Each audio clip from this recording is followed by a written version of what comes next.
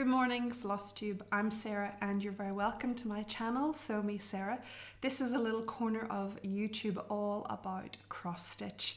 Sometimes I throw in other needlework arts and sometimes I throw in a little bit of life along the way. So you're very welcome if this is your first venture into my channel. I hope that you will enjoy what I have to share about cross stitch this morning. And I hope that that means that you would like to see some more and that you will therefore subscribe to the channel as well. But if it's not for you, there are lots of other floss tubers out there sharing their cross stitch, different styles, different techniques, different personalities. I'm quite sure you'll find plenty of people to love. If you're a returning viewer, thank you so much for all that you do to support me on this channel and to build community here at Sew Me Sarah. Thank you for joining me. Thank you for making this a place that's not just me sitting talking to myself in my kitchen. The light is a little bit grainy looking this morning. I think it's just because it's really dull outside and I've had to put the overhead lights on, so I hope it's not too fuzzy on your end of the video. And the miraculous thing is I'm wearing my other glasses today and I can actually see properly, see the screen properly. So these are glasses that I wear at work to see the screens at work. And they're not generally the ones that I use. I don't use them too much in the house. So they're kind of an intermediate glass, they have an intermediate lens strength in them for seeing just that distance away. And as opposed to my others, which are very focals, which are great for seeing either really close up or really far away, but not in between. And for some reason, I've never thought to use them when I'm recording, but it's really great. I can see myself on the screen so much better. So anyway, and all of that to say, I'm getting some new glasses anyway, so next time maybe I'll wear the other glasses. But anyway, that's all besides the point, but it is good to be able to see a little bit better on screen this morning. Since the last time we met, I have had a lovely opportunity to meet in person with one of you, with one of my viewers. So the lovely Judith, who was coming all the way from New Zealand to have a lovely extended vacation with her husband. She was in England. She went to the Swindon retreat, the Mrs. Parkman's Academy of Needlework retreat, which by all accounts was a massive success and a hugely enjoyable event. That's Judith's comments, as well as the many others of floss tubers who have been there, who have reported back so far. I'm looking forward to some other report backs soon. Maybe Brenda and Laura will do their report tonight. I always love to hear what they have to say. Anyhow, Judith is visiting the UK. She was visiting Northern Ireland and she contacted me earlier last week and said, I'll be in Northern Ireland. Is there any chance that we could meet up? So happily, because I don't work on Fridays, she was around on Friday morning and I had a lovely time with her and her husband, and we went for coffee at Hillsborough Castle and we just enjoyed some really nice chat, getting to know each other and hearing a little bit about her stitching, about the retreats that she's been on, and of course the most recent one. So it was absolutely lovely. So Judith, thank you very much for getting in touch, for thinking to suggest meeting up, and thank you for spending a little bit of your vacation with me. And thank you very much for the lovely gifts that you brought. So I'll share with you, because Judith made this beautiful project bag and gifted it to me. And it's absolutely perfect. I have to say, Judith's stitching is wonderful, really lovely quality stitching. And this zip is fantastic. It has, the zip appears to come with this tab. Here we go. And it's really weighty and beautiful. But the most perfect, of course, is the fabric choice. So we've got teacups and beautiful birds. And these birds are native New Zealand birds. This is a tui. And this one is a fantail, which has a fabulous Maori pronunciation of the Maori name, and I have forgotten it. So I need to look that up because it was a really sweet name that it has. But absolutely perfect and beautiful. And there was a little matching notions pouch inside as well, which is just perfect. Sometimes I think the notion pouches are great sizes for things like Mill Hill kits as well. So really beautiful and very special because it has the New Zealand element and the teacups element. So I love that. And of course Judith had put in some very lovely gifts inside, which I checked out when I came home and then wished I had opened when I was with her, because I really wanted to give her a big hug again because they're so sweet, these gifts.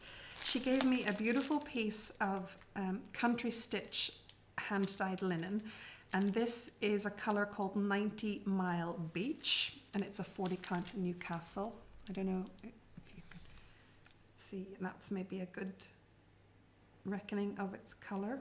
It's hard to see with the light and the glare this morning, but it's a beautiful deeper neutral kind of colour. And this country stitch linen, Judith sent me some of this a couple of years ago. She sent me 2 beautiful pieces, so I know that this is fabulous to stitch on, so I'm looking forward to finding the perfect project for this. And then inside were some needle minders. So this one is a little New Zealand bird called a kakapo, and then this one is from Australia, and it's from Ginger Stitch Australia, and it's a beautiful, like a bouquet of flowers in an embroidery hoop. This one is from Orderly Stitching, which is a New Zealand company, and I checked them out. You can order from them online, so if you're interested, they have really lovely products on there. I'm sure Ginger Stitch also have beautiful products. I just haven't checked them out yet. One of the reasons that I checked out the Orderly Stitch was because of these beautiful little kits, which I thought you might be interested in. So this one is a kakapo, and it's a little wooden stamp that you stitch on, and it has magnets on the back so that it is a magnet. And the other one she gave me is a kiwi. So more little New Zealand birds. Now I may have mentioned before, I'm pretty sure I have, that my husband spent some years of his childhood in New Zealand. I think he spent from about the ages of 5 to 10 there before he came home. So his parents emigrated from Northern Ireland. His dad went out to work on building a power station in Hamilton, New Zealand, and they lived there for 5 years, and then they came home because they were homesick, really. But my husband has very fond memories of his childhood time in New Zealand. I think he associates it with great freedom to run about barefoot, climbing trees, very outside, very nature. It would not surprise me, but his time in New Zealand has actually been a formative part of that outdoors character that he really is today. But he has very fond memories of that, and he also happens to be a bird lover, so he was delighted to see these little kakapo and kiwi birds, and also the tui and the fantail of the project bag too. So let me just show you this beautiful little kit. So this little kit comes with a lovely card that is the pattern. I'm not going to show you that, but it is the card pattern. And you stitch it on this piece of perforated wood, which is obviously made to look like a stamp and has 4 little magnets on the back so that you can magnetize it. So I have a great magnet board upstairs in what used to be Andrew's room, but I have now commandeered it for stitching things. So I will be stitching this and putting it on that magnetic notice board. So I think I love these. I have tried a little bit of wood stitching before and I do enjoy it, so I'm looking forward to these. But I think those are so cute that they're made to look like little stamps. So you get that in your pattern. There's a lovely little explanation, instructions here on how to deal with it, how to sort your threads, although they're sorted already, and you know, the order of stitching and how to finish it and that kind of thing. And then there's a little card with the thread that you need and the needle there as well. So this is a perfect little kit, I have to say. It is absolutely adorable, just even in the way that it's packaged and put together so nicely. So they are available, as I said, on the Orderly Stitching. Isn't that what it was? Orderly, yes, orderlystitching.co.nz, in case any of you are interested in them. So, thank you so much for the very sweet gifts, Judith, but the biggest pleasure was, of course, being able to actually meet you in person, and I do hope that if you come back, as you say you will in 2029, that we'll be able to meet up again. So that was a lovely little diversion on Friday morning. Okay, last time I had some giveaways and a share, and we had 3 of those, so I want to do that little bit of housekeeping this morning and let you know who won those. So first of all, we had a lovely new chart from Sobe Stitchery. Sarah at Sobe Stitchery kindly offered to send one of you this chart, Louise's Wisdom. I am not afraid of storms, for I am learning how to sail my ship. This is a Louisa May Alcott quote, and it's beautiful. So this would make a really fun and quite a quick stitch, I would imagine. So the winner of this PDF, and I will pass your information to Sarah, and then she can email, or sorry, yes, I will pass your email address to Sarah, and she can email you the PDF. The winner is Catherine Canadian 09596. I hope I've said that correctly, but it's Catherine with a K, Canadian 09596. So Catherine, please get in touch. You can do that either on Instagram by direct messaging me, or by using the email address that's in the drop down box below. Get in touch and let me know that you're the winner of this, and let me have the email address that you would like Sarah to send the PDF to. So congratulations, Catherine. Next we had a share. So this pattern chart was given to me by a viewer, and in a bundle of others, and I kept some, and she said I could give some away. This is Autumn Hill by Plum Street Samplers. And the winner of this one, who used the word autumn in her comment, is Sarah Mandla 7118. Sarah Mandla 7118. So congratulations, Sarah. Again, you can send me a message, either direct message on Instagram or use the email address that's down below, and drop me your mailing address, and I will pop this in the post to you shortly. And the last one was for the mini cross stitch kit, which I bought at Stitch in London. This is Cup of Cacao by Yasmin's Made with Love. Everything you need to stitch is in here: fabric, floss, and the pattern. And the winner of this little kit is Susan Bailey-C3Y. So Susan, again, Instagram direct message or the email down below, and send me your mailing address, and I will get a cup of cacao on its way to you. So congratulations to everyone, and thank you to all of you who entered for the giveaways using the code words. It's nice that you are interested in what I have to share with you. Okay. So before we go to stitching today, I just want to explain that I've been doing a little bit of planning in the background, and the reason I'm telling you this is because it has affected what I've chosen to stitch in the last couple of weeks since I saw you last. So, and the plan is to, going forward between now and the end of the year, that this new plan will still have an impact on what I'm choosing to stitch. So there will be some of my very beautiful whips that I would love to pick up that are not getting seen in the next 2 months, really, because my plan involves trying to reduce the number of whips at least a little bit. So when I was taking a look at my whips and plans and numbers and all sorts of things, I realized that this year, and it's not a challenge year, but this year I have actually 46 starts already. And that's a lot. This is not a Fun for 50 year, that was last year, but I seem to have gotten the bug and I've kept going with lots of starts this year. So it's not a problem, it's just a lot. So I have 46 starts this year. When I then had a look at my finishes list, I have 42, I think, 40-ish at the beginning of last week when I was looking at these plans.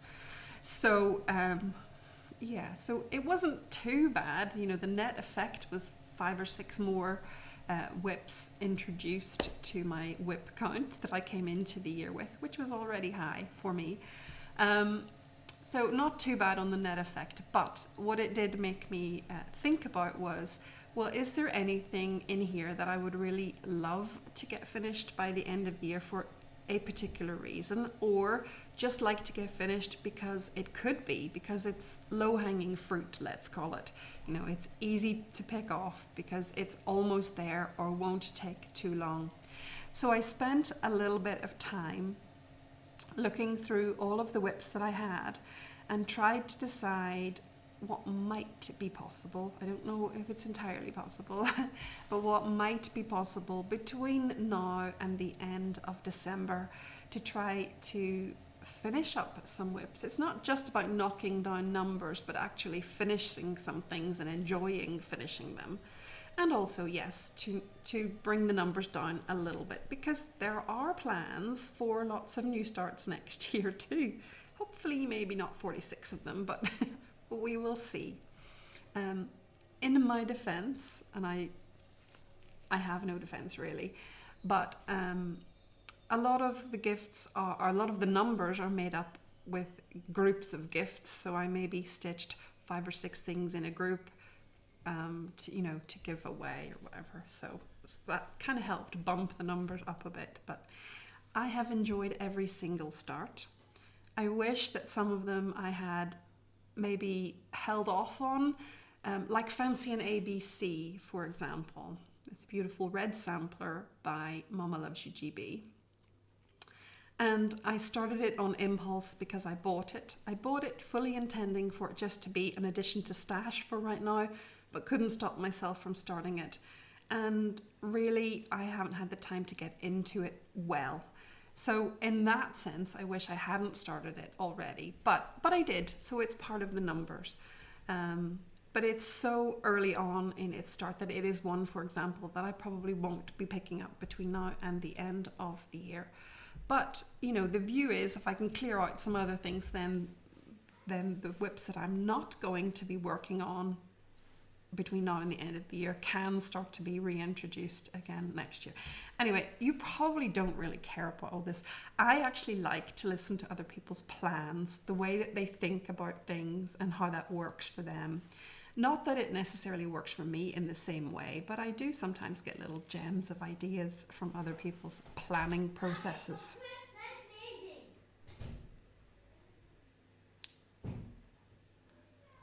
I thought we were going to have a visitor there. So it's very wet today, so Daddy and Charlotte have not gone out, and I'm trying to sneakily record this before she comes and takes over.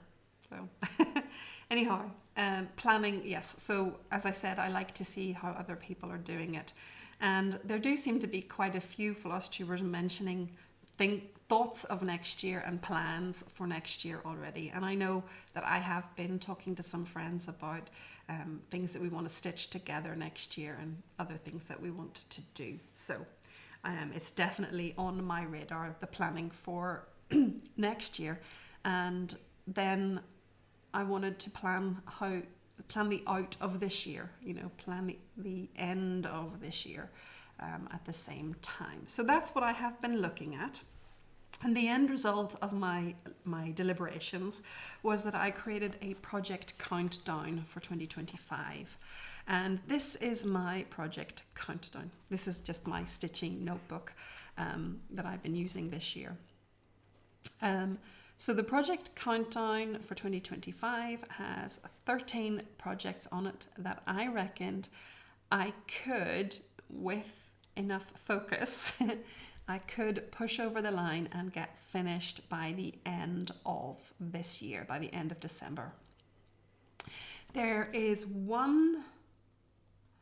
were 2 new starts on it at the time when I wrote the list. One of those starts happened last Monday, or 2 Mondays ago.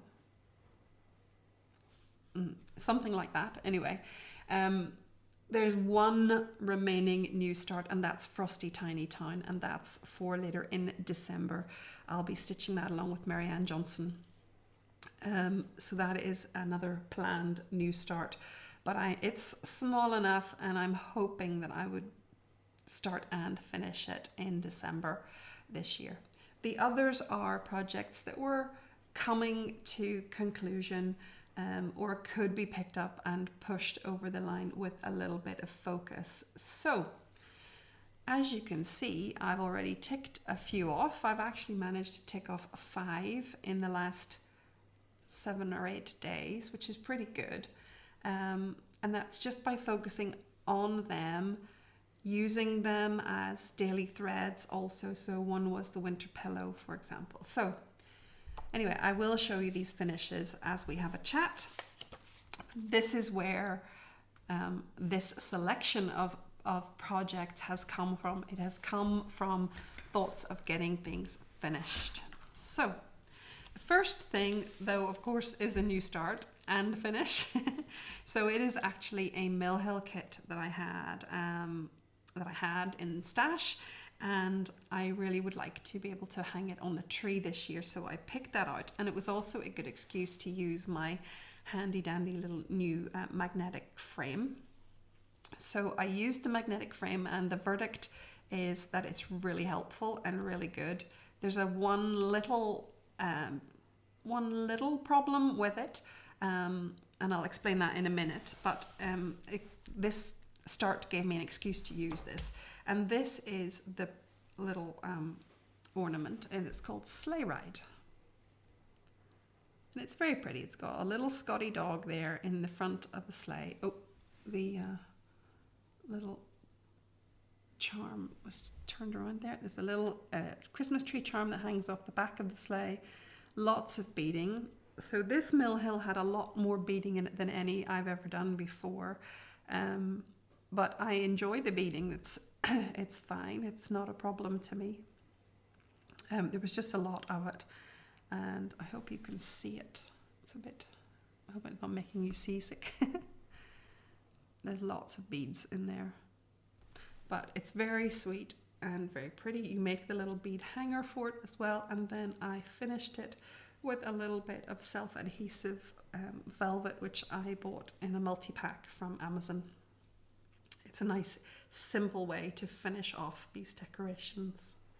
So that is Sleigh Ride from Mill Hill, and as I said, I stitched it in the hoop, or the magnetic frame. Now the problem that I alluded to is just that you can see this one is filling the frame entirely, and then you get that little bit of a problem where you're too close to the frame in parts, because there was beading right at the top and right at the bottom and right to the sides of this one as well, actually.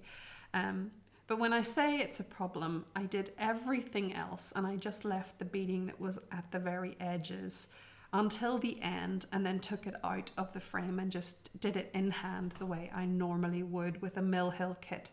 But I have to say, it was really nice. This is quite light to hold, and it really did provide nice stability for working with the little Mill Hill kit. So I will definitely be using it again. Just know that they're kind of a perfect fit for some of the slightly fuller ornaments, let's say, and you might find it difficult to stitch, the beads, or even stitching, not just the beads, but the stitching that is close to the edge of the design. But I definitely am looking forward to doing some more Mill Hill little ornaments using the frame. And the other thing that I use when I'm beading is the Beadsmith sticky bead mat. So this is, let me see if I can't really see, but it's called the Beadsmith sticky bead mat. And I just got this off Amazon. It was about £8, and it is it's a sticky bead mat. It comes with a plastic cover on it that you peel off, and then you put that cover back on it when you're storing it. It is a fantastic little tool, really fantastic. And I think if you're interested in beading, or you do beading regularly, that you would be very wise to purchase one of these. You just sprinkle your beads on, they stick, you can turn it upside down, they don't fall off, you can throw it around. I know, because it slid off my knee several times onto the floor just because of the way I was sitting, and I didn't lose any beads off it. It can, when it slides off and hits your floor, I know it's a carpet floor, it can pick up a little bit of fluff and residue as you're working with it. But it's really simple. You run it under a tap, some cold water, run it under the tap, let the tap wash away the residue, leave it to air dry. It re-sticks itself. I don't know how else to describe it, but it becomes tacky again, and you just put your little plastic cover over it and store it away. So a fantastic investment if you're interested in beading at all. So those are the two tools that I enjoyed using to have this little start and finish and ready for the Christmas tree.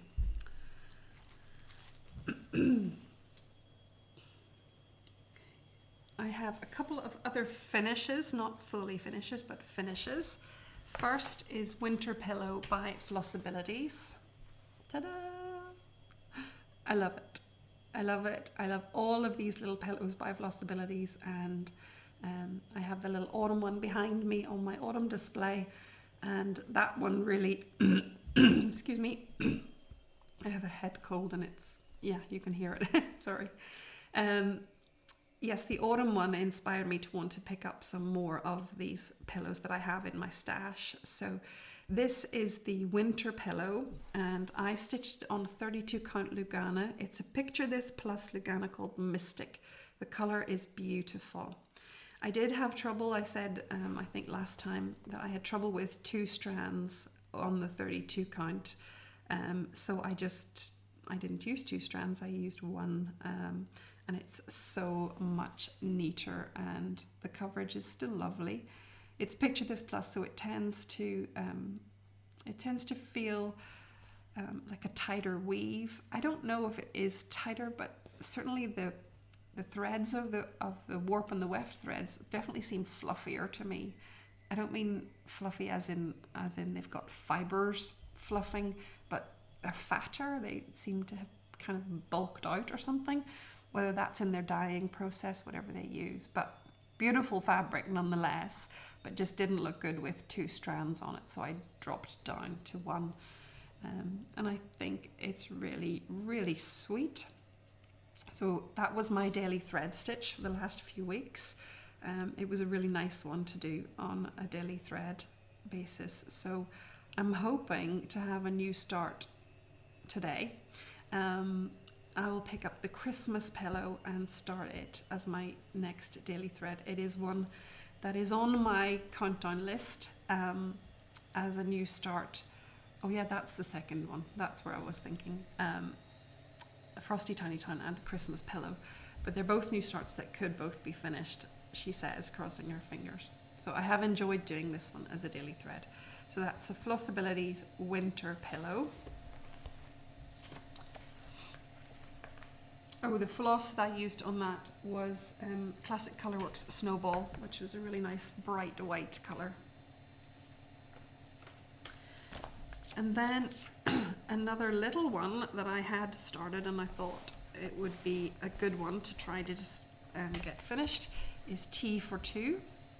This is a roundabout by Stitching with the Housewives, and I have stitched it on, a 28 count Lugana in ice blue. I have used some of the called for colours, not all of them. Some of them I didn't have, and I just used something that was close to. So that kind of hot pink color that you used, I switched that out. I didn't have Priscilla's peppermint, which was called for. I didn't have eggshell or little sprout, so I just picked a green for little sprout that was a green that I would like. And then I picked a kind of ecru color for the eggshell in place of the eggshell. That's where the tea bags are. You can see them dangling out of the cup there. So that is tea for two. I have another few of these little tea roundabout ornaments, but I think I'll leave them until next year before I stitch them now at this stage. But they're very sweet. So I enjoyed that little finish. I did that one last night. It was good fun.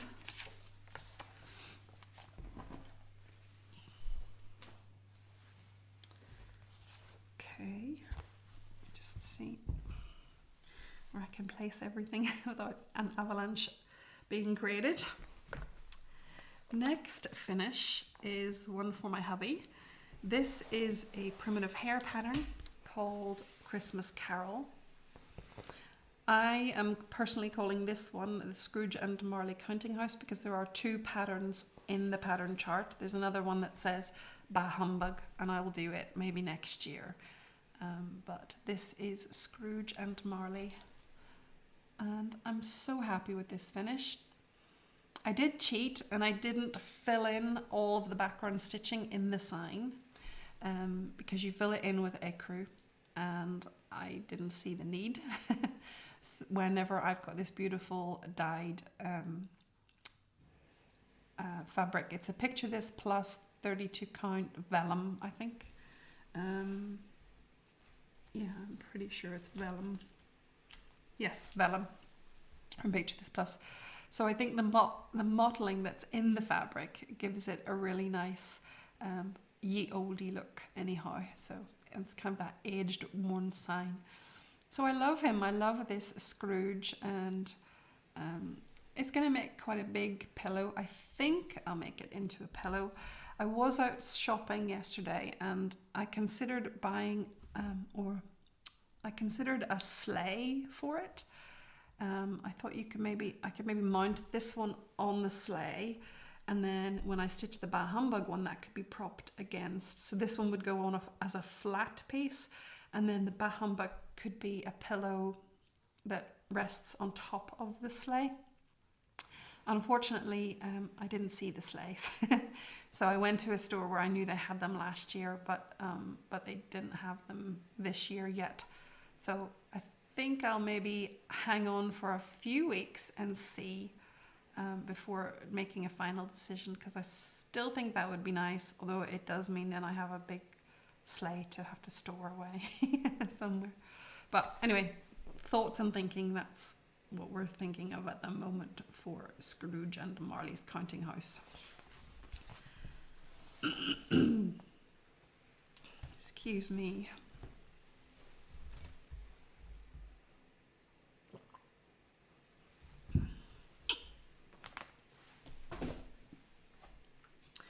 And my last finish for this couple of weeks is my favorite finish, and I've been really excited to finish her and to share her with you, and this is the Bee Queen by Tiny Modernist. I'm so pleased. So the Bee Queen was a stitch that I started in my Fun for 50 Sal last year. Sally and I both turned 50. That's Sally from Flossie Sews and Grows. We both turned 50 last year, and we had a challenge to have 50 starts in our 50th year, and this was one of mine. When I started it, Andrew, the runner stitcher, started with me, and he was enjoying stitching, and he got quite a bit further ahead of me. But anyways, this year Andrew has been training for marathons, and he created a whip into shape sal as a part of his marathon training, and we have, those of us who have joined him in the stitch along, have been stitching along with him in support of his marathon training. Originally he was training for the Sydney Marathon in October. And now he is training for the New York City Marathon on the 2nd of November. So the original training plan was extended a couple of months, and I was happy with that because it gave me time to get her finished. So I did stitch more stitches than was the requirement. So the idea was that you could stitch 10 stitches for every mile that Andrew ran. And that was the plan that I was working with. Some people did it where they stitched for the length of time that Andrew ran on his training program. But most of us were stitching 10 stitches. Some stitched more, some stitched less, adapted it to suit themselves. But my plan was 10 stitches. But I did in the end stitch more stitches than actually required, just because I was enjoying her so much. And I loved having her to work on and had that little connection because Andrew and I both had started this last year. So now that she is finished, but training is not, I need to pick up something else to slot into the marathon training slot. So that was quite an easy decision to make too. So what I did was I picked up another whip that Andrew and I now have in common because he has just started this one. So I showed this whip some weeks ago when I started it, and I loved it. And actually Andrew commented on it. He was taken by the pattern and he wanted to know a little bit more about it, so I was able to share that information with him. So he has now started the pattern as well. So to me, it's quite fitting that I move on in the whip into Shape Sal with another stitch that Andrew is doing too. And this one is Teresa Kogut's Treasury of Compassion. So here's where I am. I love this. I love this so much. It stitches up quite quickly, actually. I haven't done too many nights on this, maybe 3 or 4 nights, and I achieved this all together. And I absolutely love it. I love the variegation in that red thread. That's DMC 115. I know that it is quite striking variegation, so it goes from very dark to very bright red, but I love it. Not everybody's cup of tea, but it's definitely mine. So I'm moving over and continuing the training with Andrew by putting in more stitches in Treasury of Compassion, and I will keep moving on with her as far as the training allows. So that's really lovely stitch, and I can't tell you how much I love that thread. DMC 115 is very underrated, I think, in terms of variegated reds. So that's my little bit of progress on Treasury of Compassion and my plans to keep her ticking over certainly until the 2nd of November anyway, when Andrew is running the New York City Marathon. So that's all of the finishes and the whips. Now I have one more new start, and this is a big one. This is a mystery stitch along, so I have no pattern to show you. This is the Historical Sampler Company's Magical Gingerbread Sal. It's still available to order. You can order the kit, or you can order the PDF, and you can join in with us. So the second part will come out tomorrow. The first part has been released, second part out tomorrow, and then there are 2 more parts fortnightly after that. So this is the first part of the Magical Gingerbread Sal. So no gingerbread house yet, but I'm hoping very much that the top of the house comes in here somewhere, and therefore that it will be in the next release. So there's quite a lot of stitching on this. This green colour is not showing up very well. It's much prettier in person than it's looking on the screen. It is a fantastic foil for the white stitching, although I partly wish that I had dropped it down to 1 thread for that white stitching, just because my stitches don't look so neat and tidy in it. I don't know why, but they don't. I considered dropping down to one thread for everything, but when I trialed some of the some stitching with one thread, the reindeer, for example, disappeared. Now, they show up in real life more than they're doing on this screen. I think it's just the bad lighting today. But with one thread, they didn't show up well. So I probably didn't want to take the time to make decisions and change threads out. So I went back and I unpicked quite a lot of my white border because it was really messy. And I changed over to stab and poke only, no sewing method of stitching. And the stab and poke gave me better results. I wouldn't say they're perfect, but better results. But we all know that we have this problem with white stitches as stitchers. But definitely my tip would be to try different things. If you're struggling with your white stitches, try dropping back a thread or try a different stitching method if you can bear it. I know that if you stitch a lot of sewing method, it can be really boring and tedious to have to do stab and poke. I generally do a bit of a combination of both on projects anyway. It just depends on where the stitch path is taking me, which way I'll work. So it doesn't bother me to do stab and poke. It is a little bit slower, but it doesn't bother me. And certainly for this one, I'm getting better results with the little bits of the border there. So it doesn't look quite as awful as it did before. Anyway, that is just my stitching, nothing to do with the pattern at all, which as you can see is happy and sparkly and beautiful. Christmas decorations, like vintage Christmas decorations, little reindeer and stars. So as I said, I'm really hoping that we'll get to see a gingerbread house soon.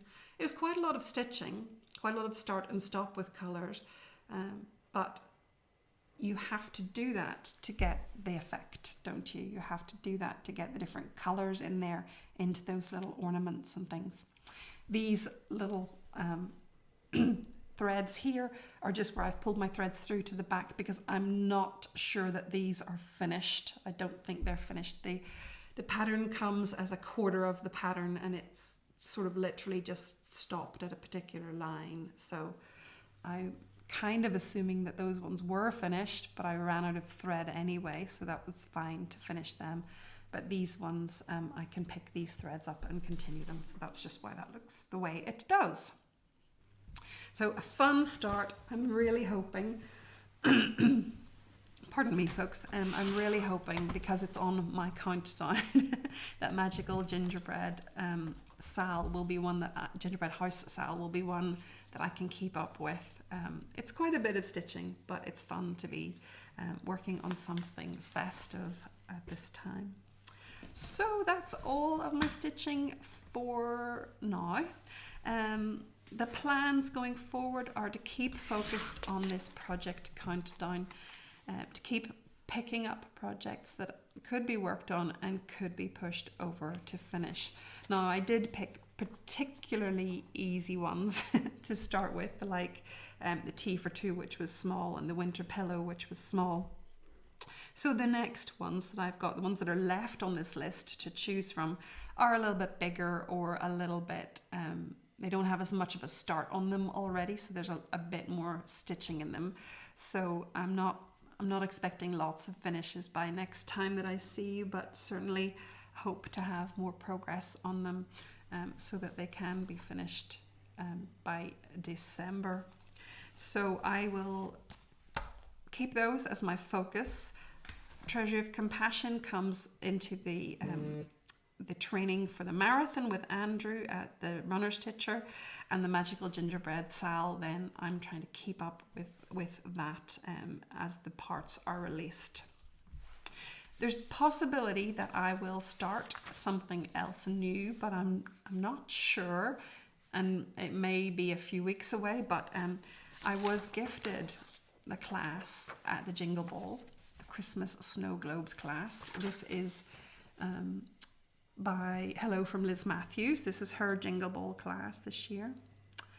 And my lovely friend Kathleen bought me the class entry and the PDF entry to the class, and it was so generous of her and so very thoughtful. We both have a thing about snow globes. We both love snow globes, and we wanted to learn this technique that Liz is teaching at her Jingle Ball class. So thank you so much, Kathleen. I love it. I am hoping that I might be able to pre-stitch for it. So that would be a new start if I can. If I can't, I can't. I also bought an entry ticket then, a general admissions ticket to the Jingle Ball, and I don't know. It's a really difficult weekend for me to spend time online. I wish it weren't. I wish that I could, but that first weekend in December is always super busy. But maybe, especially because the timings are a little off, it means that a lot of the classes are in the evening for us. So maybe I can do what I need to do during the day and join the evening class. If not, there's time through December to pick up the class. There will be access to the class for 30 days or something. So in December, we'll have that little bit of ease. So I don't know how much of the rest of Jingle Ball I'll be able to participate in. And I find it a little bit scary, but I think I could do it if I had time. I just need to put the big girl pants on and be brave and do it. But I have watched lots of videos that Stephanie at Lindy Stitches does, and it's her event. Jingle Ball is her event. So this is really Get Connected, folks, in case I didn't really say that. This is how to get connected, is to buy Jingle Ball tickets and classes and be part of what's going on in the community. But Stephanie at Lindy Stitches has some really helpful videos about what to expect from Jingle Ball. Some of those are last year's videos, but it's the same kind of deal. What to expect, how you can participate, whether you need to be, on camera, and the answer to that is no, you don't need to be on camera. So you can participate at a level that suits you. So I might try, if I can, in the evenings to join, now that I've got the tickets anyway, and we'll see how that goes. But Christmas snow globes could be a start. And thank you again, Kathleen, you're always so generous and kind to me, and I don't deserve it, but thank you very much. So for the Jingle Ball, yes, the admission tickets, the general admission tickets are available right up to the Jingle Ball. It is the 5th to the 7th of December, first weekend in December. The PDF classes are available to book now as well. And I know there are still some kits for some of the classes available too. So Stephanie did email that during the week, that they didn't all sell out. Obviously, there will be some are sold out. They're very popular, but there are others that are not yet sold out. So that is still an option for you. So I will have a link to the Jingle Ball page down below. If that's something you'd like to have a little look at, then please pop over there and see what takes your fancy. For my one special thing today, I'm talking about, well, a kind of a number of special things, but I'm talking about planners. And I thought I would do this just because I've been talking about planning and thinking ahead. Because I'm thinking ahead, then I've thought about how to finish out this year, and how planning in general works. For me, it's been a time, sorry, I'm not saying this very well at all. At this time of year, I start thinking ahead. I start looking at my planning because, things are coming up and you need a diary. I do handwritten diary entries. And I want a diary to write down my appointments in. And at this time of year, we are actually having appointments in January, February, especially when you have a Charlotte and she has a medical calendar.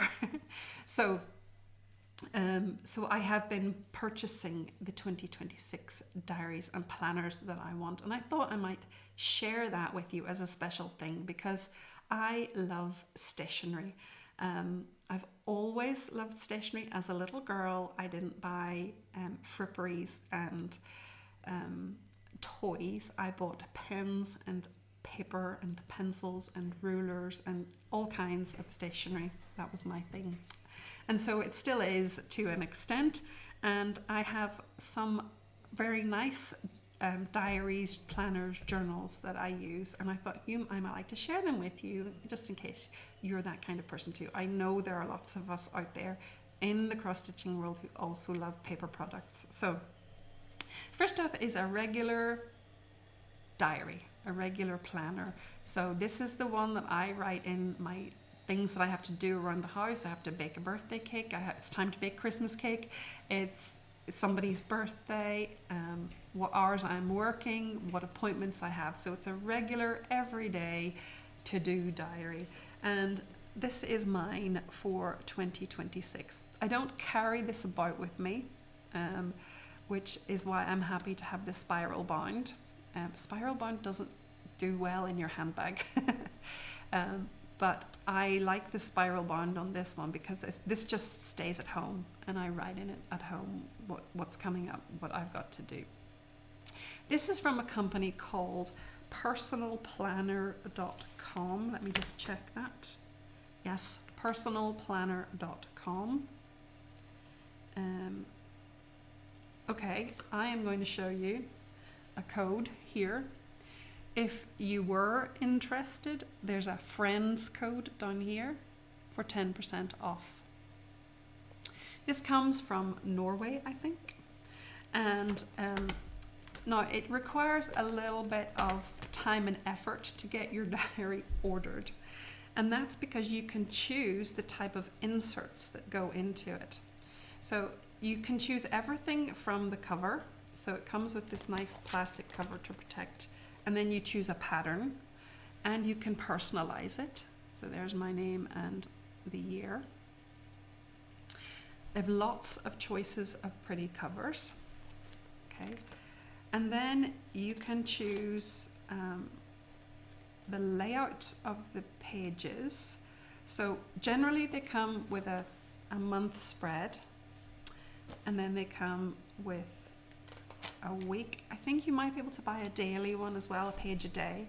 But here's the week. So you can see I've already written in Charlotte's on holidays. So let me see if I can show you a page closer up. Here we go. Okay. So this is the spread. These little elements down at the bottom, there are different choices for those. So this one has got, let me just check, what did I choose this year? I chose little colouring, so you can do a little mindfulness colouring. This one is a little to-do tick list. This one is just a little blank for notes. Then this one, I think this one is a standard. And then this one, I've just gone for a lined page. But there are different options. There are little trackers and different things that you can pick in and make your own diary page the way that you would want it. And then after all of the months are done, you have a certain number of pages left, and you can decide what those can be. So they've got different types of templates. They've got teachers templates, tracker templates, budgeting templates, I think. One of the things I like to have is the calendar for the next year. So that's the calendar for the full year. That's for 2026. That's a kind of, I like to mark off or tick, or what I actually do is circle the days that I'm taking time off work is how I work that one. You can have a book reading list if you want, and you can decide, I can't remember how many pages you get to fill, but you can decide to have 2 pages or 4 pages or whatever. So you can have a book list if you like. You can have a little lists pages, and they come in different formats. Some of them are long lists, and these ones are just little short lists. And then I don't choose too many of the fancies, but then you can put in some blanks, and you can either have blank, or this is, can you see that? A dotted grid. And then I have some lined pages for notes at the back. And think I have some very tiny graph pages. I don't think you can see that well. But basically it's a kind of design your own within limitations. And that's what I really like about it as a planner. So it comes also with a little bookmarking ruler, some stickers that you can put in your planner. I don't tend to use those very much, and a plastic wallet at the back so you can slip bits and pieces in it. I find it useful to slip in the hospital appointment letters and things like that in as well. And there's an elastic, which means you can actually, close it over with elastic if you choose. So that is just an everyday planner that I use, and because I love stationery, I wanted to share that as an option with you. More interesting to you perhaps is what can we use as stitching planners, and there are lots and lots of options out there for us. So you might have something that's been designed specifically as a stitching journal. This one was gifted to me a couple of years ago, and this is one from the Stitching Cabin. I think they're available in the UK on Amazon if you're interested. And this one has been pre-designed. It's got month planners, it's got whip trackers. What else is in here? Monthly goals lists, yearly stitching goals, space to write your new starts and your finishes. And there's a reading list at the back, expense tracker, a wish list, another kind of progress tracker, and a space for a little bit of journaling, so a kind of review of your month of stitching, what was working, what didn't work, and then space for you to write your own notes. So this type of journal is an option for us for stitching. Then we have other ones that are, designed by the likes of Caterpillar Cross Stitch. So this is their cross stitch planner, and it has got lots and lots of pre-printed pages, project trackers, which is the most common one, a fabric stash list, a thread stash list, a kit stash list, a pattern stash list, a scrapbook space for adding pictures and things too. So again, another kind of preset but very useful kind of stitching planner. Now, I know there are others like the Needlework Press Book of Days. Is that what it's called? The Book of Days? And a lot of people like to record their stitching in there. So I have used some of these ones in the past, but what I sort of gravitate towards now are two different types of books. One is a journal where I record what I've stitched every day. So it's like a record of my stitching rather than a planning ahead. I use these journals from Papier, so it's papier.com, and these are lovely. There's lots of journal cover choices, and you can personalize them with the year and your name as well on them, and I'm a sucker for personalized stationery. So in this journal, what we have are the monthly spreads, and in there I do write my plans. So when I'm working, at the end of this week, I'll be planning November, and I'll take a look at this spread and write that all up, and that's what I hope to stitch on. It doesn't always work, but it's a good guideline. Sometimes it's a complete work of fiction, and sometimes I stitch quite closely to it. So I'll lay out what I plan to stitch for the month of January. There's another nice little page in here, which, now this is not designed specifically for stitching, but I've just adapted it. So we've got this kind of page layout, which is really more like your January plans and goals. So there's room at the top there for 3 monthly goals. monthly goals. There's a to-do list, a priorities list. Down here is a new habits, so that's usually where I write my new starts. And then over here is just somewhere to record notes for the month, so you could use that however you like. So I really like that page in this journal as well. And then it moves into